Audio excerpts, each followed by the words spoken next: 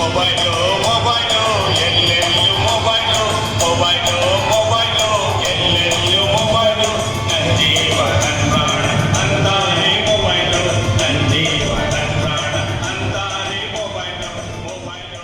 Hello ಮಕ್ಕಳೇ, praise the lord. ಮಕ್ಕಳೇ, ಮತ್ತೊಮ್ಮೆ ನಿಮ್ಮನ್ನು ಈ ಡಿಜಿಟಲ್ ಸಂಡೇ ಸ್ಕೂಲ್ಗೆ ನಾನು ಸ್ವಾಗತ ಮಾಡ್ತೇನೆ. ದೇವರ ಆಶೀರ್ವಾದ ನಿಮ್ಮೊಂದಿಗೆ ಇರಲಿ ಮತ್ತು ನೀವು ಹೆಚ್ಚಾದ ಆಶೀರ್ವಾದವನ್ನು ಈ ಸಂಡೇ ಸ್ಕೂಲ್ ಕಾರ್ಯಕ್ರಮದಿಂದ ನೀವು ಅನುಭವಿಸ್ತಾ ಇದ್ದೀರಾ. ಅದಕ್ಕಾಗಿ ದೇವರಿಗೆ ನಾನು ಸ್ತೋತ್ರ ಹೇಳ್ತೇನೆ. ಮಕ್ಕಳೇ, ಈ ದಿನದಲ್ಲೂ ಸಹ ನಾವು ಸಂಡೇ ಸ್ಕೂಲ್ ಕೇಳೋದಕ್ಕೆ, ಕತೆ ಕೇಳೋದಕ್ಕೆ ಮೊದಲೇ ನಾವು ನಿಜವಾದಂಥ ಒಂದು ಘಟನೆಯನ್ನು ನೋಡೋದಕ್ಕೆ ಹೋಗೋಣ. ಈ ದಿನದ ಘಟನೆ ಯಾವುದಂತ ಹೇಳಿದ್ರೆ, ಒಬ್ಬ ಮೇರಿ ಎಂಬ ಬಾಲಕಿ ಇದ್ದಳು. ಅವಳ ಹೆಸರು ಮೇರಿ ಅಂತ, ಮೇರಿ ಜೋನ್ಸ್ ಅಂತ. ಅವಳು ಇಂಗ್ಲೆಂಡ್ ದೇಶದಲ್ಲಿ ಅವಳು ಒಂದು ಪುಟ್ಟ ಹಳ್ಳಿಯಲ್ಲಿ, ಸಣ್ಣ ಹಳ್ಳಿಯಲ್ಲಿ ವಾಸ ಮಾಡ್ತಾ ಇದ್ಳು. ಇವರು ತಂದೆ ತಾಯಿಗಳು ಸಹ ಬಡತನದಲ್ಲಿದ್ದವರು, ಆದರೆ ಅವರು ತಪ್ಪದೆ ದೇವಾಲಯಕ್ಕೆ ಹೋಗ್ತಾ ಇದ್ರು. ಆ ದಿನಗಳಲ್ಲಿ ದೇವಾಲಯದಲ್ಲಿ ಬೈಬಲ್ ಅನ್ನುವಂಥದ್ದು ಕೇವಲ ಅದು ಆ ಸಭೆಯಲ್ಲಿರುವಂಥ ಸಭಾ ಪಾಲಕರ ಬಳಿಯಲ್ಲಿ ಇರ್ತಿತ್ತು, ಮತ್ತು ಕೆಲವು ಸಭಾ ಹಿರಿಯರಲ್ಲಿ ಅದು ಇರ್ತಾ ಇತ್ತು. ಥಾಮಸ್ ಚಾರ್ಲ್ಸ್ ಎಂಬುವವರು ಆ ಬೈಬಲ್ಗಳನ್ನು ಏನು ಮಾಡ್ತಾಯಿದ್ರು, ಒಂದು ಸ್ಥಳದಿಂದ ತಂದು ಬೇರೆ ಬೇರೆ ಹಳ್ಳಿಯಲ್ಲಿರುವಂಥ ಸ್ವಲ್ಪ ಹಣವಂತವರಿಗೆ ಮತ್ತು ಸಭಾಪಾಲಕರಿಗೆ ಕೊಟ್ಟು ಹಣ ತಗೊಂಡು ಹೋಗ್ತಾಯಿದ್ರು. ಆಗ ಸಭೆಯಲ್ಲಿ ಭಾಗವಹಿಸ್ತಿದ್ದಂಥ ಈ ಮೇರಿ ಅವಳು ಏನು ಮಾಡ್ತಿದ್ಲು ಅಂತ ಹೇಳಿದ್ರೆ, ತಪ್ಪದೇ ಸಂಡೇ ಸ್ಕೂಲ್ಗೆ ಹೋಗ್ತಾ ಇದ್ಲು. ಸಂಡೇ ಸ್ಕೂಲ್ನಲ್ಲಿ ಅಲ್ಲಿ ಹೇಳುವಂಥ ಬೈಬಲ್ ಸ್ಟೋರಿಯನ್ನು ಗಮನ ಇಟ್ಟು ಕೇಳ್ತಾ ಇದ್ಲು. ಗಮನ ಇಟ್ಟು ಕೇಳೋದಲ್ಲದೆ ಅವಳು 8ನೇ ವಯಸ್ಸಿನಲ್ಲಿ, ಮಕ್ಕಳೇ ನಂಬ್ತೀರಾ, ಆಕೆ ಯೇಸು ಸ್ವಾಮಿಯನ್ನು ತನ್ನ ಸ್ವಂತ ರಕ್ಷಕನನ್ನಾಗಿ ಅಂಗೀಕರಿಸಿದ್ಳು. ಆಗಲಿಂದಲೂ ಸಹ ಅವಳಲ್ಲಿ ಒಂದು ಸಂತೋಷ, ಯಾವಾಗಲೂ ನಾನು ಯೇಸು ಸ್ವಾಮಿಯ ವಾಕ್ಯವನ್ನು ಕೇಳಬೇಕು, ನಾನು ಸಹ ಓದಬೇಕು ಅನ್ನೋ ಹಂಬಲ ಹುಟ್ಟಿ ಬಂತವಳಿಗೆ. ಅದಕ್ಕೋಸ್ಕರ ಅವಳು ಏನು ಮಾಡ್ತಾಳೆ ಅಂತ ಹೇಳಿದ್ರೆ, ನಾನು ಒಂದು ಬೈಬಲನ್ನು ತಗೊಳ್ಬೇಕು ಅಂತ ಹೇಳಿ ಅವಳು ಯೋಚನೆ ಮಾಡ್ತಾಳೆ. ಬೈಬಲ್ ತಗೊಳ್ಳುವಂಥ ಯೋಚನೆ ಅವಳಿಗೆ ಏನಂತ ಅನಿಸ್ತದೆ, ಥಾಮಸ್ ಚಾರ್ಲ್ಸ್ ಅನ್ನೋರ ಬಳಿ ಕೇಳ್ತಾಳೆ, ನನಗೊಂದು ಬೈಬಲ್ಸ್ ಬೇಕು ನನಗೆ ಅಂಕಲ್ ಅಂತ ಹೇಳಿಬಿಟ್ಟು. ಅವ್ರು ಹೇಳ್ತಾರೆ, ಮಗಳೇ ಇದಕ್ಕೆ ಬಹಳ ದೊಡ್ಡ ಹಣ ಆಗ್ತದೆ, ನೀನು ಅಷ್ಟು ಹಣ ಕೊಡೋದಾದರೆ ನಿನಗೆ ನಿಜವಾಗ್ಲೂ ನಾನು ಬೈಬಲನ್ನು ಕೊಡಿಸ್ತೇನೆ ಅಂತ ಹೇಳ್ತಾರೆ. ಆಗ ಅವಳು ಏನು ಮಾಡ್ತಾಳೆ ಅಂತ ಹೇಳಿದ್ರೆ, ಸ್ವಲ್ಪ ಆಕೆ ಪ್ರೌಢಾವಸ್ಥೆಗೆ ಬಂದಿರ್ತಾಳೆ. ಅವಳು ಏನು ಮಾಡ್ತಾಳೆ ಅಂತ ಹೇಳಿದ್ರೆ, ಮೊಟ್ಟೆಯನ್ನು ಮಾರಿಬಿಟ್ಟು, ಮನೆಯಲ್ಲಿರುವಂಥ ಕೋಳಿ ಇಡುವಂಥ ಮೊಟ್ಟೆ ಮಾರಿಬಿಟ್ಟು, ಆಮೇಲೆ ಬೇರೆಯವರ ಮನೆಯಲ್ಲಿ ಕೆಲಸ ಮಾಡಿಬಿಟ್ಟು ಹಣವನ್ನು ಏನು ಮಾಡ್ತಾಳೆ, ಅವಳು ಕೂಡಿಸ್ತಾ ಹೋಗ್ತಾಳೆ. ಹಾಗೆ ಕೂಡಿಸಿದಂಥ ಹಣವು ಬೈಬಲ್ಗೆ ಬೇಕಾಗುವಷ್ಟು ಆಗ್ತದೆ ಅಂತ ಹೇಳುವಾಗ ಆಕೆ, ಇಷ್ಟು ಹಣ ನನಗೆ ನಾನು ಕೂಡಿಸಿಟ್ಟಿದ್ದೀನಿ, ಇದರಿಂದ ನಾನು ಬೈಬಲ್ ತಗೋಬೇಕಂತ ಆಲೋಚನೆ ಮಾಡಿ ಅವಳು ಏನು ಮಾಡ್ತಾಳೆ ಅಂತ ಹೇಳಿದ್ರೆ, ಆಗಿನ ಕಾಲದಲ್ಲಿ ನಡೆದುಕೊಂಡು ಆ ಬೈಬಲ್ ಸಿಗುವಂಥ ಒಂದು ಪಟ್ಟಣಕ್ಕೆ ಹೋಗಬೇಕಾಗಿತ್ತು. ಬಾಲ ಅನ್ನೋ ಒಂದು ಸ್ಥಳಕ್ಕೆ ಆಕೆ ನಡ್ಕೊಂಡು ಹೋಗಬೇಕಾಯಿತು. ಸುಮಾರು 42 ಕಿಲೋಮೀಟರ್ ದೂರವನ್ನು ಆಕೆ ನಡೆದುಕೊಂಡು ಹೋಗಿ ಆ ಪಟ್ಟಣವನ್ನು ಸೇರ್ತಾಳೆ.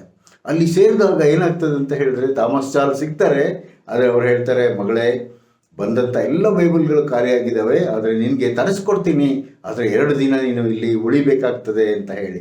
ಆಗ ಏನಾಗ್ತದೆ ಅಂತ ಹೇಳಿದ್ರೆ, ಅವಳೇನು ಮಾಡ್ತಾಳೆ, ಸ್ಥಿರ ಮನಸ್ಸಿನಿಂದ ಆ ಪಟ್ಟಣದಲ್ಲಿ 2 ದಿನ ಇದ್ದು ಏನು ಮಾಡ್ತಾಳೆ ಅಂತ ಹೇಳಿದ್ರೆ, ಕೊನೆಗೆ ಆಕೆ ಒಂದು ಬೈಬಲನ್ನು ಆಕೆಯ ಸ್ನೇಹಿತರಿಗಾಗಿ 2 ಬೈಬಲ್ಗಳನ್ನು ತಗೊಂಡು ಅವಳು ತನ್ನ ಹಳ್ಳಿಗೆ ಹಿಂತಿರುಗಿ ಹೋಗ್ತಾಳೆ. ಕೇವಲ ನಡ್ಕೊಂಡು ಹೋಗ್ತಾಳೆ. ಮಕ್ಕಳೇ ಎಷ್ಟು ಪ್ರಯಾಸಪಟ್ಟು ಆ ಮಗಳು ಬೈಬಲನ್ನು ಹೊಂದಿಕೊಂಡ್ಲು ನೋಡ್ರಿ. ಅದೇ ರೀತಿ ಈ ದಿನಗಳಲ್ಲೂ ಸಹ ನಾವು ದೇವರ ವಾಕ್ಯಕ್ಕಾಗಿ ಹಾತೊರೆಯುವವರಾಗಿ ಸಂಡೇ ಸ್ಕೂಲ್ನಲ್ಲಿ ಭಾಗವಹಿಸುವವರಾಗಿರಬೇಕು, ಆರಾಧನೆಯಲ್ಲಿ ಭಾಗವಹಿಸುವವರಾಗಿರಬೇಕು, ದೇವರ ವಾಕ್ಯ ಕೇಳುವವರಾಗಿರಬೇಕು, ದೇವರ ವಾಕ್ಯ ಹೇಳುವವರಾಗಿರಬೇಕು, ದೇವರ ವಾಕ್ಯವನ್ನು ನಮ್ಮ ಕಣ್ಣಿನಿಂದ ನೋಡಿ ಓದುವವರಾಗಿರಬೇಕು ಅಲ್ವಾ. ಹಾಗೆ ದೇವರು ನಮ್ಮನ್ನು ಏನು ಮಾಡ್ತಾನೆ, ಆಶೀರ್ವದಿಸ್ತಾನೆ. ಹಾಗೆ ಮೇರಿ ಜೋನ್ಸ್ ಏನು ಮಾಡಿದ್ಲು, ತನಗಾಗಿ ಹೊಂದಿದಂಥ ಬೈಬಲ್ಗಾಗಿ ದೇವರಿಗೆ ಸ್ತೋತ್ರ ಹೇಳಿ, ಆಕೆ ದೇವರಿಗೆ ಸ್ತೋತ್ರ ಹೇಳಿ ಹೊರಟು ಹೋಗ್ತಾಳೆ. ಆದರೆ ಥಾಮಸ್ ಚಾರ್ಲ್ಸ್ ಅವಳಿಗೆ ಬೈಬಲ್ ಕೊಟ್ಟರಲ್ಲ, ಅವ್ರಿಗೊಂದು ಆಲೋಚನೆ ಬರ್ತದೆ. ಏನಂತ ಹೇಳಿದ್ರೆ, ಹೌದು, ಬೈಬಲ್ಗಳನ್ನು ನಾವು ಮೊದಲೇ ಸಿದ್ಧಪಡಿಸಿಕೊಂಡು ಎಲ್ಲರಿಗೂ ಕೊಡುವಂತ ಆಗಬೇಕು ಅಂತ ಹೇಳಿ ಅವರು ಮೊದಲಿಗೆ ಒಂದು ಸೊಸೈಟಿ ಮಾಡ್ತಾರೆ. ಅದೇ ಬೈಬಲ್ ಸೊಸೈಟಿಯಾಗಿ ಇಡೀ ಲೋಕಕ್ಕೆ ಇವತ್ತು ದೇವರ ವಾಕ್ಯವನ್ನು ಬೈಬಲನ್ನು ಹಂಚುತ್ತಾ ಇದೆ. ಈ ಕಾರ್ಯವನ್ನು ನಾವು ಮಾಡುವುದಾದರೆ ನಾವು ಒಬ್ಬರಿಗೆ ಒಂದು ಉಚಿತವಾಗಿ ಬೈಬಲ್ ಕೊಡುವಂತೆ ದೇವರು ನಮ್ಮನ್ನು ಆಶೀರ್ವದಿಸಲಿ ಅಂತ ಹೇಳಿ ಕೇಳ್ಕೊಳ್ಳೋಣ. ನೀವು ಸಹ ಬೈಬಲ್ ಕೊಡೋದಾದರೆ ನಮಗೆ ತಿಳಿಸ್ರಿ. ನಮಗೆ ನೀವು ಕೊಟ್ಟಂಥ ಬೈಬಲನ್ನು ನಾವೇನು ಮಾಡ್ತೀವಿ, ಯಾರಿಗೆ ಅಗತ್ಯ ಇದೆ, ಬಡವರಿದ್ದಾರೆ, ಅವರಿಗೆ ಬೈಬಲನ್ನು ನಾವು ಕಳಿಸಿಕೊಡ್ತೇವೆ. ದೇವರು ನಿಮ್ಮನ್ನು ಆಶೀರ್ವದಿಸಲಿ. ಎಲ್ಲರಿಗೂ ವಂದನೆಗಳು. ಆಮೇನ್. ಯೇಸು ಸ್ವಾಮಿಯವರು ಸುವಾರ್ತೆಯನ್ನು ಸಾರುತ್ತಾ ಅನೇಕ ಕಡೆಗಳಲ್ಲಿ ಸಂಚಾರ ಮಾಡುತ್ತಿದ್ದರು. ಹೀಗೆ ಸಂಚಾರ ಮಾಡುತ್ತಿರುವಂಥ ಸಮಯದಲ್ಲಿ ಅವರು ಬೆತಾನ್ಯ ಎಂಬ ಹಳ್ಳಿಗೆ ಬಂದರು. ಅಲ್ಲಿ ಮಾರ್ತಳೆಂಬ ಒಬ್ಬ ಸ್ತ್ರೀಯು ಆತನನ್ನು ತನ್ನ ಮನೆಯಲ್ಲಿ ಇಳಿಸಿಕೊಂಡಳು. ಆಕೆಗೆ ಮರಿಯಳೆಂಬ ಒಬ್ಬ ತಂಗಿ ಇದ್ದಳು. ಮರಿಯಳು ಯೇಸು ಸ್ವಾಮಿಯ ಪಾದಗಳ ಬಳಿಯಲ್ಲಿ ಕುಳಿತುಕೊಂಡು ಆತನು ಹೇಳುತ್ತಿದ್ದ ವಾಕ್ಯವನ್ನು ಆಸಕ್ತಿಯಿಂದ ಕೇಳುತ್ತಿದ್ದಳು. ಆದರೆ ಆ ಮರಿಯಳನ್ನು ಕಂಡು ಮಾರ್ತಳು ಅಸೂಯೆಪಟ್ಟು ಅವಳ ಬಹಳ ಸೇವೆಯಿಂದ ಬೇಸತ್ತು ಆತನ ಬಳಿಗೆ ಬಂದು, ಸ್ವಾಮಿ, ನನ್ನ ತಂಗಿಯು ಸೇವೆಗೆ ನನ್ನೊಬ್ಬಳನ್ನೇ ಬಿಟ್ಟಿದ್ದಾಳೆ, ಇದಕ್ಕೆ ನಿನಗೆ ಚಿಂತೆ ಇಲ್ಲವೋ ಎಂದು ಹೇಳಿತಾ, ನನಗೆ ಆಕೆ ನೆರವಾಗಬೇಕೆಂದು ಹೇಳು ಎಂದು ಸ್ವಾಮಿಗೆ ತಿಳಿಸಿದಳು. ಆಗ ಯೇಸು ಸ್ವಾಮಿಯವರು ಆಕೆಗೆ ಹೇಳಿದ್ದೆಂದರೆ, ಮಾರ್ತಳೆ, ನೀನು ಅನೇಕ ವಿಷಯಗಳವಾಗಿಯೂ ಚಿಂತೆಯಲ್ಲಿಯೂ ಗಡಿಬಿಡಿಯಲ್ಲಿಯೂ ಸಿಕ್ಕಿಕೊಂಡಿದ್ದಿ.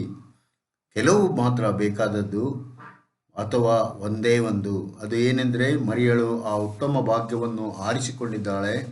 ಆಕೆ ದೇವರ ವಾಕ್ಯವನ್ನು ಕೇಳುವುದಕ್ಕೆ ಆಸಕ್ತಿಯುಳ್ಳವಳಾಗಿದ್ದಾಳೆ. ಅದು ಆಕೆಯಿಂದ ತೆಗೆಯಲ್ಪಡುವುದಿಲ್ಲ ಎಂದು ಉತ್ತರ ಕೊಟ್ಟನು. ಮಕ್ಕಳೇ, ಹೀಗೆ ಯೇಸು ಸ್ವಾಮಿಯವರ ಮಾತನ್ನು ಕೇಳಿದ ಮರಿಯಳು ಬಹು ಆಸಕ್ತಿಯಿಂದ ಆತನ ಒಬ್ಬ ಶಿಷ್ಯಳಾಗಿ ಆತನ ಕೊನೆಯವರೆಗೂ ಆತನ ಸನಿಹದಲ್ಲೇ ಇರುತ್ತಿದ್ದಳು. ಪ್ರಿಯ ಮಕ್ಕಳೇ, ಸ್ವಾಮಿಯವರು ಹೇಳುತ್ತಿದ್ದಂಥ ವಾಕ್ಯವನ್ನು ಮರಿಯಳು ಕೇಳಿದಂತೆ ನೀವು ಸಹ ವಾಕ್ಯವನ್ನು ಕೇಳುವುದಕ್ಕೆ ಮರೆಯಬೇಡ್ರಿ. ಯಾಕಂತ ಹೇಳಿದರೆ ದೇವರ ವಾಕ್ಯವು ಅದು ನಮ್ಮನ್ನು ಮಾರ್ಪಡಿಸುವಂಥದ್ದು, ಒಳ್ಳೆಯತನಕ್ಕೆ ನಡೆಸುವಂಥದ್ದು, ಸತ್ಪ್ರಜೆಯನ್ನಾಗಿ ಮಾಡುವಂಥದ್ದಾಗಿದೆ. ಆದುದರಿಂದ ನೀವು ದಿನನಿತ್ಯವೂ ದೇವರ ವಾಕ್ಯವನ್ನು ಅಂದರೆ ಬೈಬಲನ್ನು ಓದುವುದನ್ನು ಮರೆಯಬೇಡ್ರಿ, ಪ್ರಾರ್ಥಿಸುವುದನ್ನು ಮರೆಯಬೇಡ್ರಿ. ದೇವರು ನಿಮ್ಮನ್ನು ಆಶೀರ್ವದಿಸಲಿ. ಪ್ರಾರ್ಥನೆ ಮಾಡೋಣ. ಪ್ರೀತಿಯುಳ್ಳ ನಮ್ಮ ತಂದೆಯ ದೇವರೇ, ಈ ಸಂಡೇ ಸ್ಕೂಲ್ನಲ್ಲಿ ಭಾಗವಹಿಸಿದಂಥ ಪ್ರತಿಯೊಬ್ಬರನ್ನು ನೀವು ಬಹಳವಾಗಿ ಆಶೀರ್ವದಿಸಿರಿ. ಅವರು ಕೇಳಿದಂಥ ವಾಕ್ಯವು ಅವರ ಹೃದಯದಿಂದ ತೆಗೆಯಲ್ಪಡದೆ ಪ್ರತಿನಿತ್ಯವೂ ದೇವರ ವಾಕ್ಯವನ್ನು ಓದುವುದರಲ್ಲಿ, ಪ್ರಾರ್ಥಿಸುವುದರಲ್ಲಿ ಕಳೆಯುವಂತೆ ಕೃಪೆ ಮಾಡಿರಿ. ಎಲ್ಲ ಪ್ರಿಯರನ್ನು ಆಶೀರ್ವದಿಸಿರಿ. ಯೇಸುವಿನಲ್ಲಿ ಬೇಡಿದ್ದೇವೆ ತಂದೆಯೇ, ಆಮೇನ್. ಎಲ್ಲೆಲ್ಲೂ ಮೊಬೈಲು